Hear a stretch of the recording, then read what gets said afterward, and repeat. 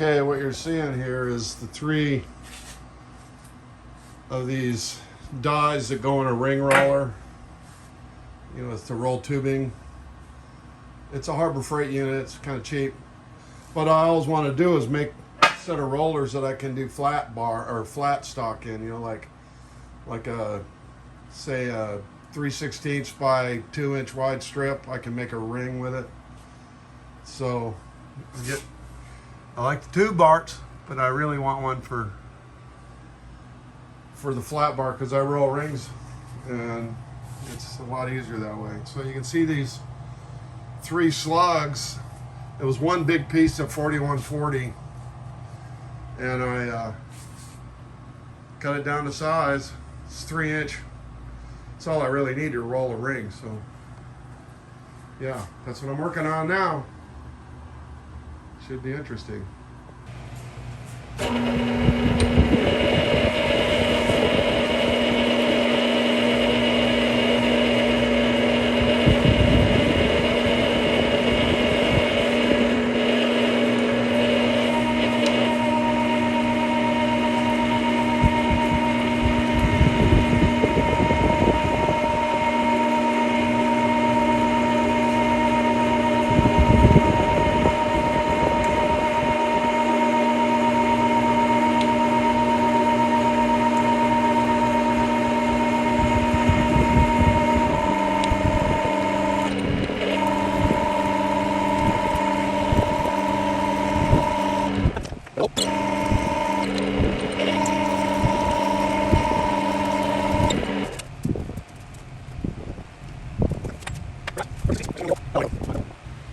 All right, after great trials and tribulations, I got this horrible hole bored out to 20 millimeters.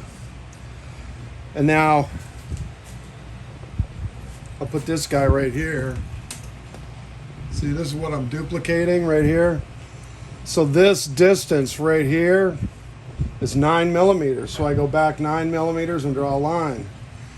This hub right here is 32 millimeters. The inside's 20. You subtract 20 from 32, it leaves 12. You set your vernier, in my case, vernier caliper to 6, right? 6 and 6 is 12. So what I have to do is take all of this metal right here off to make a step. Then I got to flip it around and do the other side. And that will get me there. This is actually the one with the easier machining on it because the other 2 that I got to make, they've got like a bearing sits in that bore right there, so I got to do that. Yep. Cool.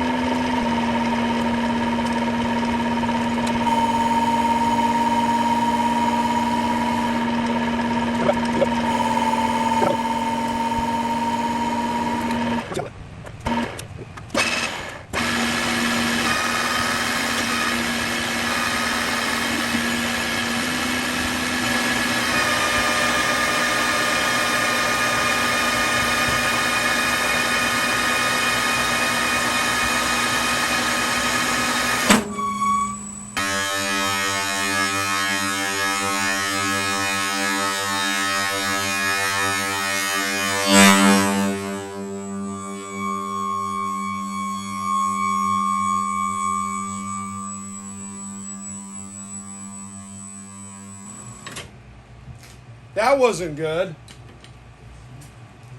Dumbass. Yikes.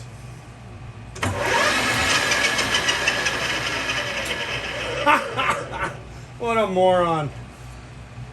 Bozo strikes again. Fucking totally broke my insert. It's time to stop and walk away from it.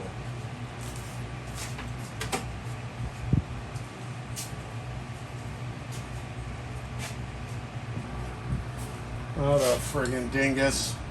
Total dingus. What I did was when I flipped it off of the feed, I flipped it to the other side for a second and it tried to feed in.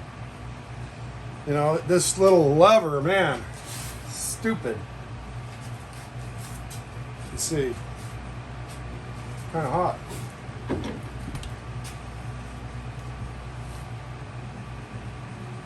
Yeah.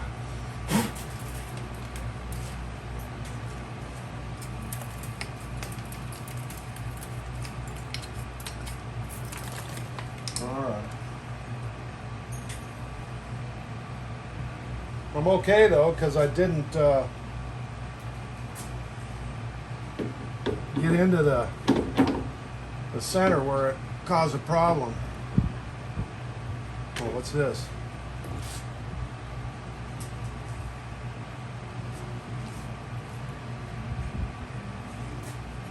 Got a couple of burrs. Yikes, it's kind of warm. Maybe I should quit for a while and let it cool off.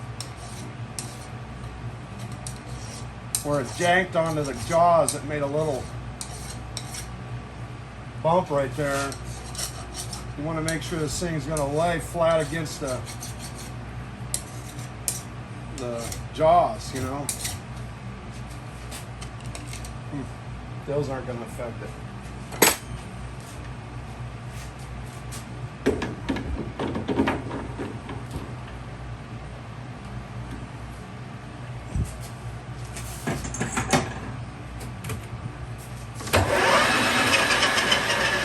Yeah! All right, I got another one in here. I have the right side, the right-handed cutter. I took the piece out of it, but just so you can see what it did to this, just friggin' destroyed it. And then the spacer underneath it that supports it came out like that. Pretty good crash for a dumbass, don't you think?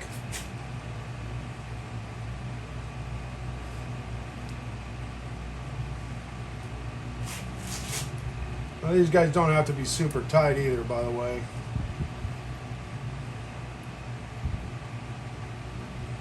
Terrible. Do it on camera. Gives me a chance to show everybody that it's real easy to fuck shit up when you're not paying attention. So, yep. All right. Now,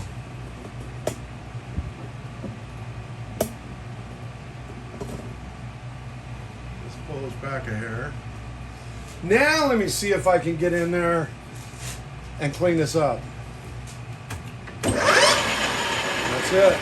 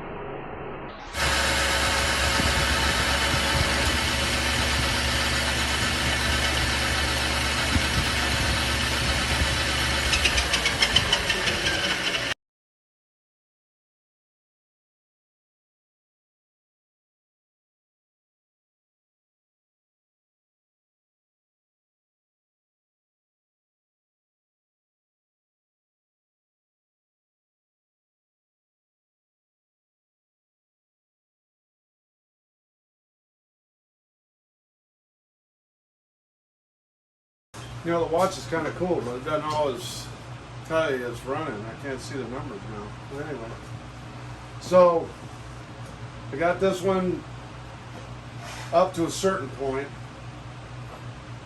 to duplicate this guy. See? Let me zoom it in. Yeah, see this guy? These two guys. It's actually, this one's just a hair wider. But I've got the profile, I got the hose, the holes. I need to cut out a groove here that's like 2 1/4 inches wide and maybe 3/16 to 1/4 inches deep. So a flat piece of steel will roll in there and stay in there. And so that's the one roller, and the other two are idlers. They're like this. Oh no. They're like this. See? And the funny thing is, I actually had a bearing 6302. It fit in there just a little bit loose, and I had some cardstock that's like 1/1000th of an inch thick, little over 1/1000th, and I rolled it around there, and man, it just made it fit tight. So I can, I'm trying to work out how I can grab one end and machine it on the lathe, because I got to be able to drill these holes out, and then after that I got to be able to hold on to it while I make the groove. This will allow me to put a live center in it. Too bad I don't have one for that. I might come up with something. I don't know. We'll see. Anyway, that's what I got to do next. So I got to start by taking these two blanks, and I have to face them off. Let's see. They're about 1/16 of an inch wider than this guy. You can kind of see almost, that isn't correct, but let's see. I put that one, can you still see it? Yeah. If I lay this one on the edge of the table, there's a little, let's see. Turn this on, out of here, let's go here. That one. It's like 2 or 3 millimeters to me, but 2.15 millimeters. So I have 2 millimeters to face these off and get them square. Hopefully that won't be a problem. And then these guys, they have a big hole. It's 30, pretty much. Let's say it was 30.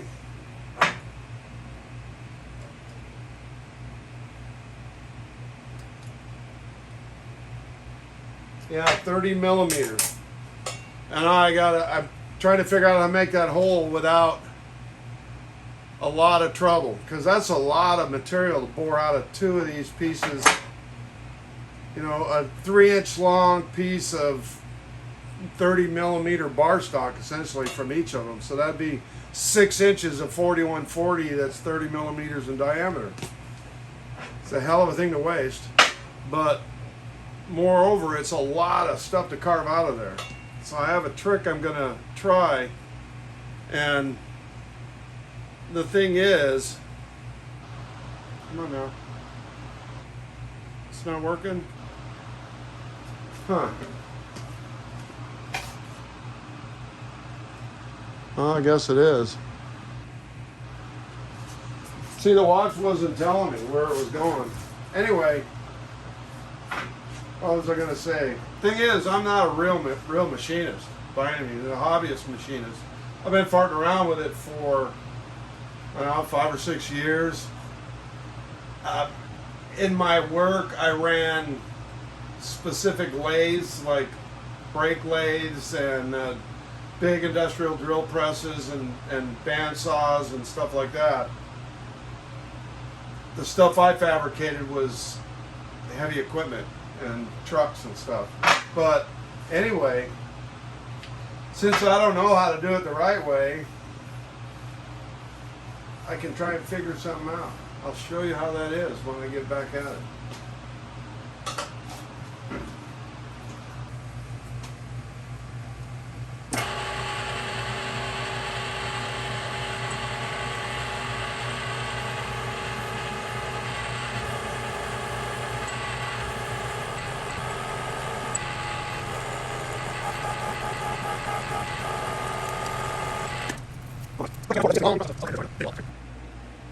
Well, there it is. One and a little, like 1 1/16 hole on either side, and there's about a 1/16 left. Damn! Now what do I do? Thinking I might go in here and face this off down in there a little bit, and then I'd have more room for that 1-inch cutter to go down there and finish it. Think that might be a plan? Hell yeah. Well, apparently it worked.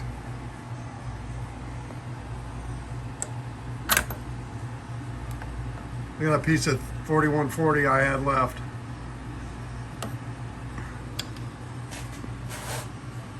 Very nice. I can make something out of that. Okay, so by now, a lot of you probably saw the crash I had making this part. The purpose is you know, this Harbor Freight. Actually, you can see it right here. This Harbor Freight tubing roller. You know, they're real cheap. I mean, really expensive, inexpensive, and they kind of work, but they're really hard to use. They leave you lacking. So Swag Off-Road has a kit. I've looked at it before. I'm not affiliated with these guys, but they make really good stuff. I have a part for my little bandsaw. So it all came in this box.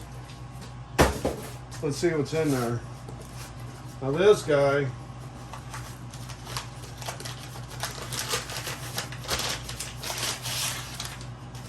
wow, we got a bunch of plates.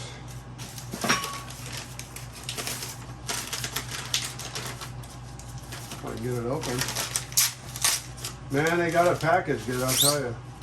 Oh, look at there, there's a new shaft. Let's replace this guy. Slightly different. Okay. Oof, that's an empty box. 2 springs. Some laser cut parts that are still on flashing. A little bit of hardware. 2 large plates.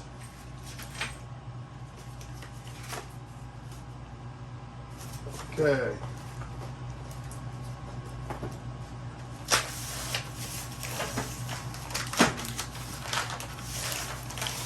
Let's see, where's my razor?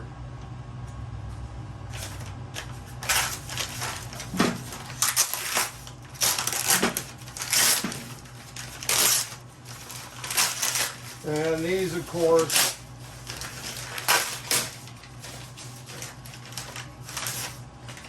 move this. This is the plates that actually move the rollers out wider to give you a better torque on it.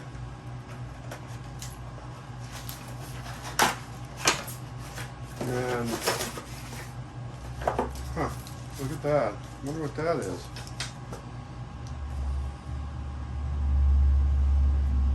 A very odd looking roller, it looks like. Looks like it goes on the end of the shaft or something. I don't know what that is. A key and a couple of grub screws and a set of instructions.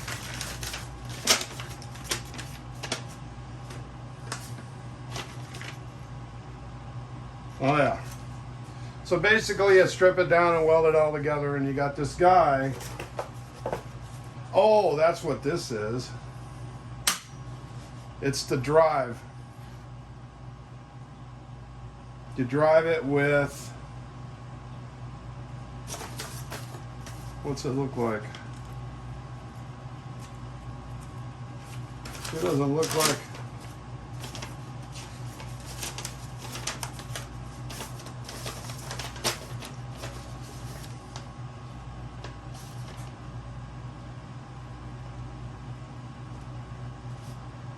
Wow, it looks really complicated. What on earth? Oh.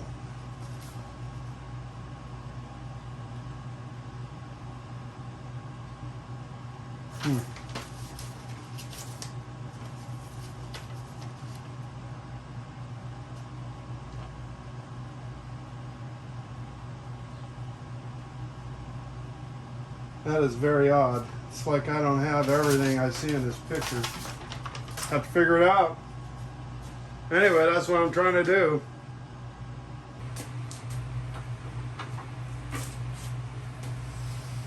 Yeah. So, let me see. Yeah, it's right here. Oh, yeah. All right, guys, this is the piece that I crashed my lathe on. Friggin' bad. It's operator error. It always is. I have to point out that this lathe has one lever that you can switch it from longitudinal feed to cross feed. So like if you go forward like this, you go over to one level, it's feeding in. Well, what I was doing was facing. And I got to the end of my facing cut and I flipped the lever too far and put it into the longitudinal cut, and I dove the bit in, and you saw the rest. Anyway, it's part of this project, which is I have this old Harbor Freight tubing roller. Anybody ever bought one knows that they look pretty, but they don't really work too well. You might be lucky and have it work for you for that one thing, but yeah, I was disappointed. So I went to Swag Off-Road and got this kit. I'm putting a hydraulic jack to pinch it and extension wings to get the rollers farther apart, and I'm also going to get a pipe threading tool that's an electric motor, like a corded pipe threading tool from Harbor Freight that actually is supposed to fit on here and operate the thing. So right now I'm kind of lining things up.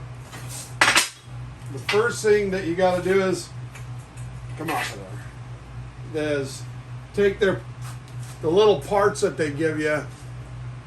They're like punched out. See, I've gone in there and I've welded these guys. See, there was like a slot there, and you go into with a MIG welder and you tag it. So that's what this whole video is all about: is hopefully turning this Harbor Freight tubing roller into a much better tubing roller. And also I'll have cut these, demonstrated that I know how to make these little dies so I can make different profiles. So if I want to do some square tubing, if I want to do some little square tubing, I might have to make a die roller to do that. But first, there's a whole lot of welding. But it's the end of the day, and I am drinking beer now. So I'm going to leave all the power tools off. Have a great day.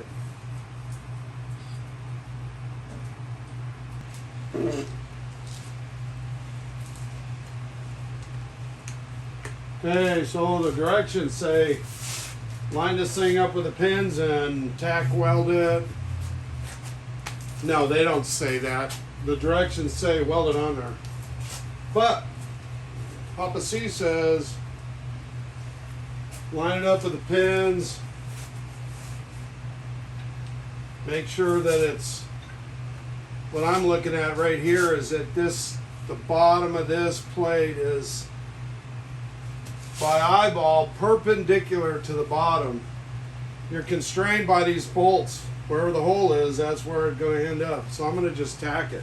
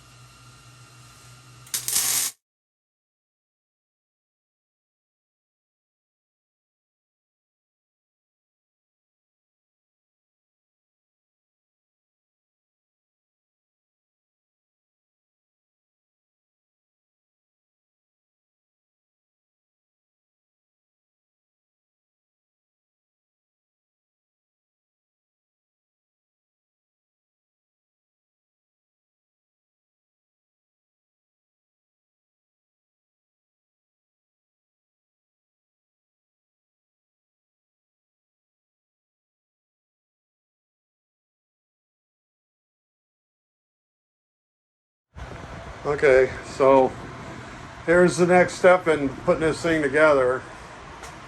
After I welded these plates all in, put it on this guy and weld the living hell out of it. So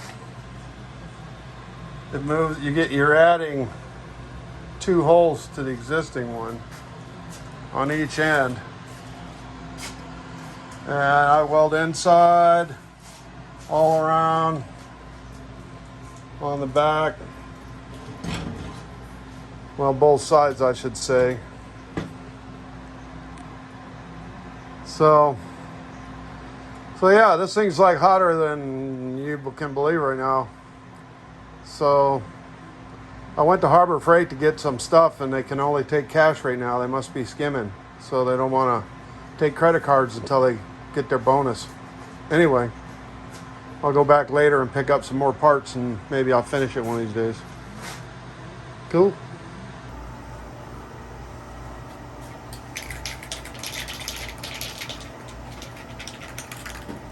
Shake it till the ball stops making noise, right? No.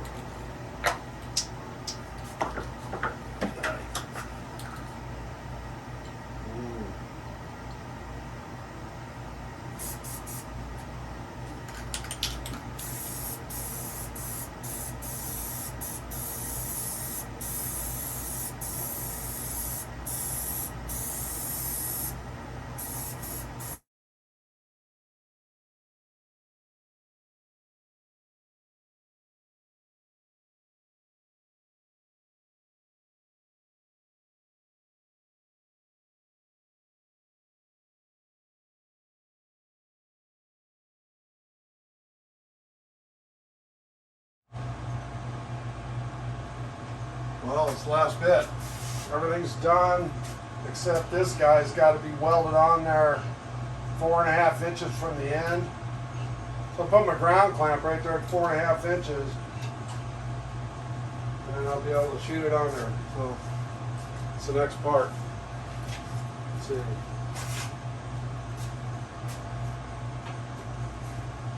I don't want that watch in my glove. It'll friggin' make it do all kinds of weird stuff.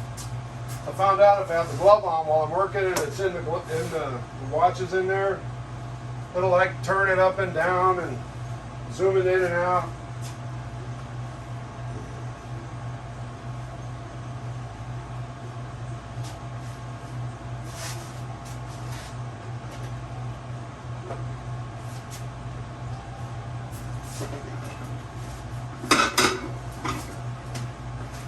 Where's the rest of it?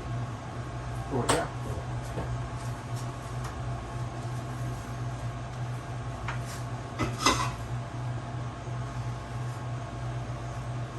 It's a bit plated.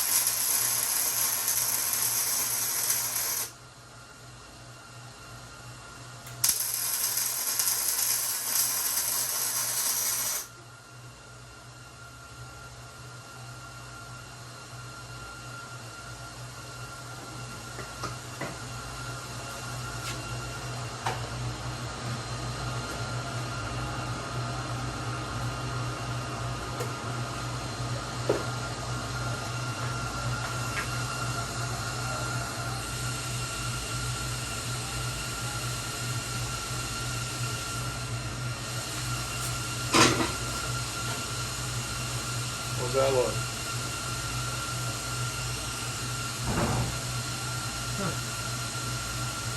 Works for me. There it is. That's what it looks like. Little Jackson all in there. Yeah. There it is. That's what it looks like. Little Jackson all in there. Yeah. Okay, boys. After a lot of work and welding and painting and machining, I slipped on this Harbor Freight pipe threader. It's an electric pipe threader. It's like $200, but it's actually really cool. Comes with some dies for like 1 inch, 1 1/4, 3/4 inch NPT pipe threads. You could always use that. But after a long day in the desert, hotter than shit, probably suffering from the effects of heat exhaustion, rumors of coronavirus spreading, I'm gonna try and bend this piece of 1/4 by 1.5. Oh yeah, Cerro Solable Plano. Yeah, flat bar, weldable flat bar. So check it out.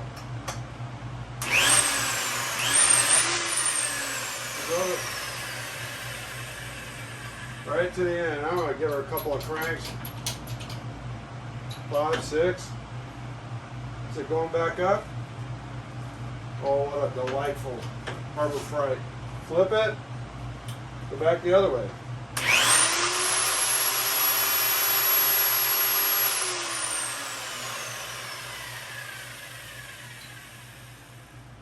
Okay, 1, 2, 3, 4, 5.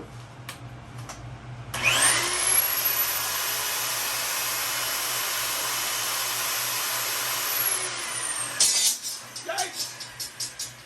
Knocked her right out the end. Now look at there. I definitely have a very nice little arc on that bar. Sweet. So like I said, you get that. You see this? Let me show you this. This part really cracked me up. So 1 1/4, 1 3/4, 1/2 inch. So it's 1/2 inch, 3/4, 1 1/4 national pipe threading die, dies, and a motor to turn it. And they give you with the kit from Swag this little hub here that drives it, but they say if you don't have it, you can cannibalize one of these and weld it on there. More importantly, they tell you first thing you do, buy this $230 part or tool, and then break the tool that you got with it that makes it a pipe threader by removing this piece of 20 millimeter bar stock. I have a hard time buying a tool and then destroying the tool to make another tool when I can buy the tool, use it to power another tool, but still use it for its originally intended use. So I just had a piece of drill rod, like it was, can't remember, it's about 2 millimeters too big. Turned it down on a lathe. That's this part right here. But overall,